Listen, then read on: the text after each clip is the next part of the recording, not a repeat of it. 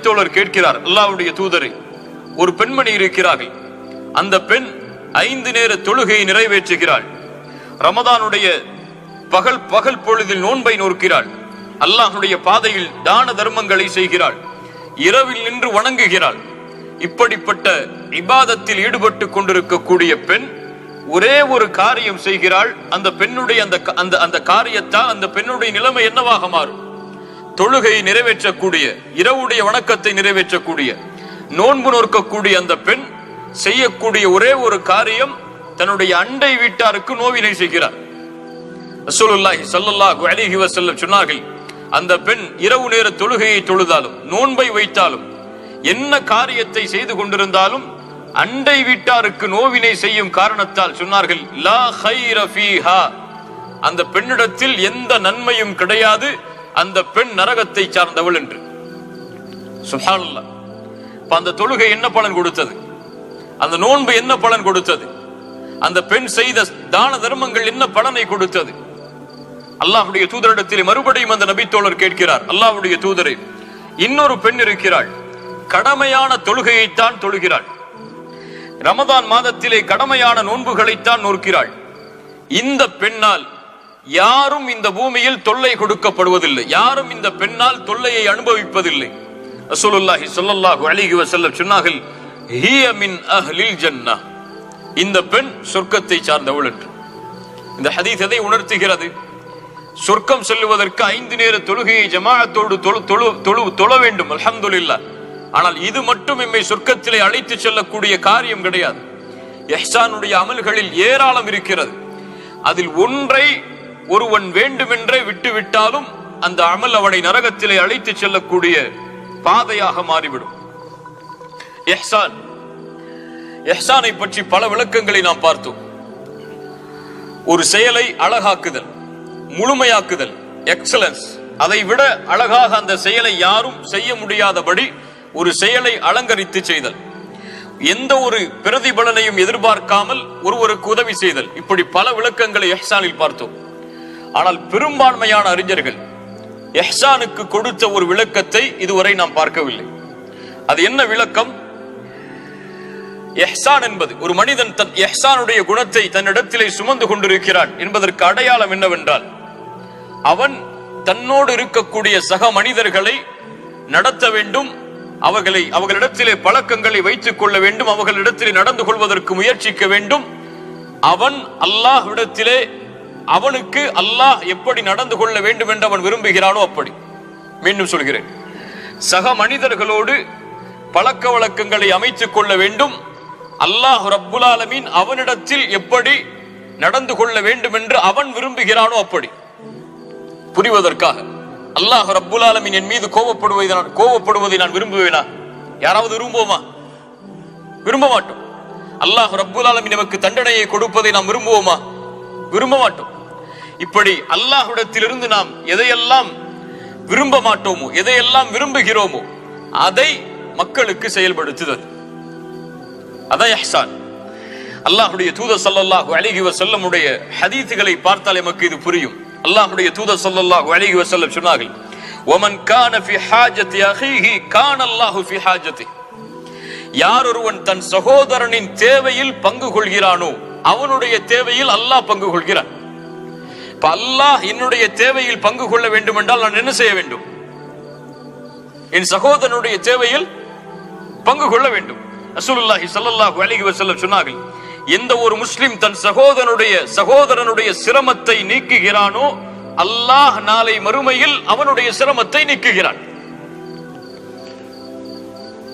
இது இஹ்சான். என்னிடத்திலே அல்லாஹ் எப்படி நடந்து கொள்ள வேண்டும் என்று நான் விரும்புகிறேனோ அப்படி நான் மக்களிடத்திலே நடந்து கொள்ளுதல். தேவையுடையவர்கள் இந்த பூமியில் பலர் இருப்பார்கள். சிலருக்கு காசுடைய தேவை இருக்கும், சிலருக்கு கண்ணீரை துடைக்கக்கூடிய தேவை இருக்கும், சிலருக்கு ஒரு தோள் தேவைப்படும், அவர் தன்னுடைய கவலையோடு தன் மீது சாய்வதற்கு. இப்படி எந்த வகையிலும் ஒரு முஸ்லிம் இன்னொரு முஸ்லிமுக்கு உதவி செய்தலை இஹ்சானாக அல்லாஹ் ரப்புல் ஆலமீன் உதவி செய்யக்கூடிய காரியமாக இந்த தீன் ஆக்குகிறது. யாரும் பிற சகோதரனுக்கு உதவி செய்வதிலிருந்து விலகவே முடியாது இந்த தீனில்.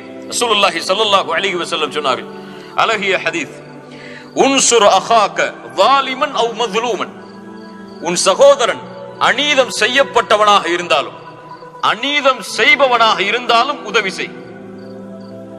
சஹாபாக்களுக்கு ஆச்சரியம், யா ரசூலல்லாஹ், அநீதம் செய்யப்பட்டவனுக்கு உதவி செய்யலாம், அவன் பலகீனமாக இருப்பான், அநீதம் செய்யப்பட்டிருப்பான், அவனுக்கு உதவி செய்யலாம், நீதியை வாங்கி கொடுக்கலாம்.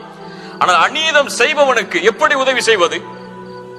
ரசூலுல்லாஹி ஸல்லல்லாஹு அலைஹி வஸல்லம் அவர்கள் சொன்னார்கள், தஅஹுது ஃபௌக யதை, அவன் அநீதம் செய்யாமல் அவனுடைய கரத்தை பிடிப்பது அவனுக்கு நீ செய்யக்கூடிய உதவி என்று சொன்னார்கள். அல்லாஹு அக்பர். என்ன ஒரு தீன் பாருங்கள். அநீதம் செய்பவர்களை விட்டு விடுங்கள், தண்டனையை மட்டும் அவர்களுக்கு கொடுங்கள் என்று இந்த தீன் சொல்லவில்லை. என்ன சொல்லுகிறது? அநீதம் செய்யப்பட்டவனுக்கு எப்படி நீ உதவி செய்கிறாயோ அதை விட அது போலவே அநீதம் யார் செய்கிறானோ அவனை அநீதம் செய்ய விடாமல் தடுப்பதும் உன் கடமை. இஹ்சான். ரசூலுல்லாஹி ஸல்லல்லாஹு அலைஹி வஸல்லம் அவர்கள் பல ஹதீஸில் நமக்கு சொன்னார்கள், இர்ஹமு மன் ஃபில் அர்த், இந்த பூமியில் உள்ளவர்களுக்கு நீங்கள் இரக்கம் காட்டுங்கள். இர்ஹமுக்கும் மன் ஃபிஸ் ஸமா, வானத்தில் உள்ள அந்த அல்லாஹ் உங்கள் மீது இரக்கம் காட்டுவான். அல்லாஹ் இரக்கம் காட்ட வேண்டும் என்றால் நான் என்ன செய்ய வேண்டும்? நான் என்ன செய்ய வேண்டும்? பூமியில் உள்ளவர்களுக்கு ரஹ்மத் செய்ய வேண்டும். அல்லாஹ்வுடைய தூதர் சொன்னார்கள், அன்ஃபிக் உன்ஃபிக் அலைக், நீ செலவு செய், செலவு செய்யப்படுவாய். என்ன அர்த்தம்? நீ கொடு அல்லாஹ்வுடைய பாதையில், அல்லாஹ் உனக்கு கொடுப்பான். அல்லாஹ் எனக்கு கொடுக்க வேண்டும் என்றால் நான் என்ன செய்ய வேண்டும்? அல்லாஹ் எனக்கு கொடுக்க வேண்டும் என்று நான் விரும்புகிறேனா இல்லையா? நான் கஷ்டத்தில் இருக்கும் பொழுது அல்லாஹ் எனக்கு கொடுக்க வேண்டும் என்று விரும்புகிறேன். எனக்கு ஒரு சிரமம் வரும் பொழுது அல்லாஹ் எனக்கு தர வேண்டும் என்று விரும்புகிறேன். எனக்கு ஒரு கடன் இருக்கும் பொழுது அல்லாஹ் அதை தீர்க்க வேண்டும் என்று விரும்புகிறேன். நீ எப்படி அல்லாஹ் உன்னோடு நடந்து கொள்ள வேண்டும் என்று விரும்புகிறாயோ அது போன்று உன் சகோதரன் சிரமத்தில் இருந்தால் நீயும் அப்படி நடந்து கொள். அல்லாஹ்வுடைய தூதர் மேலும் சொன்னார்கள், யார் ஒரு முஸ்லிமுடைய குறையை மறைக்கிறானோ அல்லாஹ் அவனுடைய குறையை மறைப்பான். இப்ப என் குறையை அல்லாஹ் மறைக்க வேண்டும் என்றால் நான் என்ன செய்ய வேண்டும்? அப்ப இந்த தொடர்பில் இருந்து நான் விலகி வாழவே முடியாது. அல்லாஹ்வுடைய நேசம், சொர்க்கம், நரகத்தில் இருந்து பாதுகாப்பு எனக்கு வேறு வேண்டும் என்றால் பள்ளிவாசலிலேயே ஒதுங்கி இருந்தால் முடியாது. ஹஜ்ஜையும் ஜக்காத்தையும் கொடுத்து விட்டால் மட்டும் முடியாது. மனிதர்களோடு இருக்கக்கூடிய தொடர்பை அவன் அமைத்துக் கொண்டே ஆக வேண்டும். அந்த அமைத்துக் கொள்ளக்கூடிய முறையை அல்லாஹ்வுடைய தீன் நமக்கு கற்றுத் தருகிறது. அல்லாஹ்வுடைய தூதர் ஸல்லல்லாஹு அலைஹி வஸல்லம் மேலும் சொன்னார்கள், யக்ஃபிரு, மக்கள் உங்களுக்கு செய்யக்கூடிய பாவங்களை நீங்கள் மன்னியுங்கள், அல்லாஹ் உங்களுடைய பாவத்தை மன்னிப்பான். என்ன சொல்ல வருகிறார்கள்? அல்லாஹ் ரப்புல் ஆலமீன், நான் ஒரு பாவம் செய்தால் என் ரப்பு என்னை மன்னிக்க வேண்டும் என்று கரமேந்தி கேட்கிறேன், தௌபா செய்கிறேன். எப்படி ரப்பு உன் பாவத்தை மன்னிக்க வேண்டும் என்று நீ விரும்புகிறாயோ அது போன்று உனக்கு யாராவது பாவம் செய்தால் மன்னி. அதைத்தான் இஹ்சான். அல்லாஹ் என்னிடத்தில் எப்படி நடந்து கொள்ள வேண்டும் என்று நான் விரும்புகிறேனோ அப்படி நான் பிறரிடத்தில் நடந்து கொள்ளுதல். இது இல்லாமல் இஹ்சானை அடைய முடியாது. சுப்ஹானல்லாஹ். இன்று பாருங்கள், இந்த தன்மை யாரிடத்தில் இருக்கிறது? அல்லாஹ் ரப்புல் ஆலமீன் யாரை பார்த்து கேட்கிறான் இந்த கேள்வி? அபூபக்கர் சித்திக் ரலியல்லாஹு அன்ஹு மிஸ்தாஹ் தன்னுடைய மகளின் மீது, ஆயிஷா ரலியல்லாஹு அன்ஹா அவர்கள் மீது மிகப்பெரிய இட்டுக்கட்டப்பட்ட செய்தியை செய்கிறார்கள். மிஸ்தாஹுக்கு உதவி செய்து வந்த அபூபக்கர் சித்திக், இனிமேல் என் மகள் மீது மிஸ்தாஹ் இட்டு கட்டியதால் உதவி செய்ய மாட்டேன் என்று கூறி விலகி விடுகிறார்கள். ஒரு வார்த்தை தான். சாதாரண மனிதர்களுக்குள் நடந்த அந்த உறவு முறிவு, அல்லாஹ் ரப்புல் ஆலமீன் அந்த உறவையும் இஹ்சானோடு அமைக்க வேண்டும் என்று அல்லாஹ் விரும்புகிறான். அபூபக்கர், உன்னுடைய பாவத்தை அல்லாஹ் மன்னிப்பதை நீங்கள் விரும்புகிறீரா இல்லையா? அலா துஹிப்பூன யக்ஃபிரல்லாஹு லக்கும், உங்கள் பாவத்தை அல்லாஹ் மன்னிப்பதை அபூபக்கரை நீங்கள் விரும்பவில்லையா? அல்லாஹ் நேரடியாக கேட்கிறார். உங்களுடைய பாவத்தை அல்லாஹ் மன்னிப்பதை நீங்கள் விரும்புகிறீர்களா இல்லையா? நாம் விரும்புகிறோமா இல்லையா? இப்போ நீங்கள் பிறர் உங்களுக்கு செய்யக்கூடிய பாவத்தை மன்னியுங்கள். ஃபல்யஃபு வல்யஸ்ஃபஹு. அல்லாஹு அக்பர். எத்துணை பேர் இந்த ஹதீஸ் எல்லாம் நமக்கு தெரியும், இந்த நிகழ்வுகள் எல்லாம் நமக்கு தெரியும், இந்த ஹதீஸ் தரக்கூடிய பாடங்கள் எல்லாம் நமக்கு தெரியும். ஆனால் எத்துணை பேர் நெஞ்சில் கை வைத்து சொல்லுங்கள், என் சகோதரன் எனக்கு செய்த பாவத்தை நான் மன்னித்திருக்கிறேன் என்று. இங்கே இருக்கக்கூடிய பலர் அல்லது இது போன்ற பயான்களை கேட்கக்கூடிய பலர் எத்துணை நாட்கள் தன் சகோதரனுடன் பேசாமல் புறக்கணித்திருக்கிறார்கள். ஒரு முஸ்லிம் இன்னொரு முஸ்லிமை பகைப்பதால் நடக்கக்கூடிய விபரீதம் என்ன தெரியுமா? நம்ம